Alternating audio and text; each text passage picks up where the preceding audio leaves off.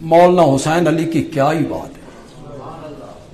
اللہ نے جو فہم قرآن دیا ہے نا، بندہ حیران ہوتا ہے. ہم سن کے حیران ہوتے ہیں اس بندے نے کہاں سے پڑھا تھا. مولانا حسین علی کہتے ہیں یہ انا للہ و انا الیہ راجعون صرف مرنے پہ نہیں پڑھنا. پیچھے کیا ذکر ہے؟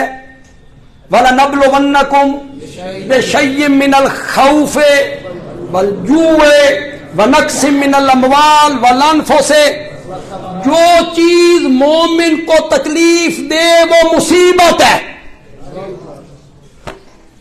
جلتا ہوا چراغ بجھ گیا، میرے آقا نے پڑھا انا للہ، یہ تکلیف ہوئی، روشنی سے اندھیرے میں آ گئے. حضرت عائشہ کے ہاتھ سے پیالہ گرا، ٹوٹ گیا، میرے آقا نے پڑھا انا للہ. پیالے کے ٹوٹنے پر،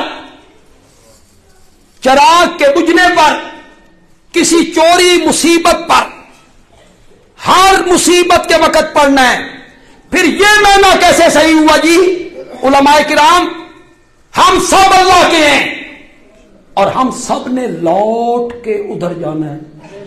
یہ تو تب صحیح ہو جب مرنے والے پہ پڑا جائے کہ آج یہ چلا گیا ہے، کل ہم نے بھی جانا ہے. پھر یہ معنی صحیح ہوگا.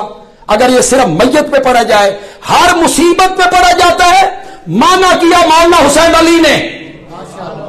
تے خدا دی قسم یہ سب دہاڑے تو سرور نہ آندا رہے نا.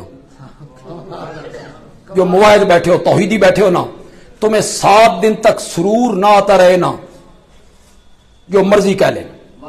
ذرا ترجمہ سنو جو میرے شیخ نے کی.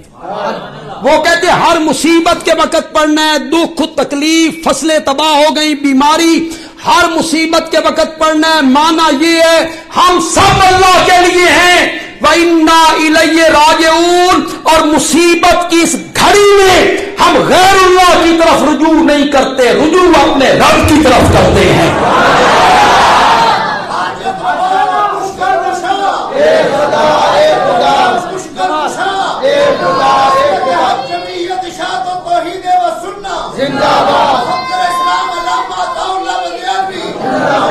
اولئک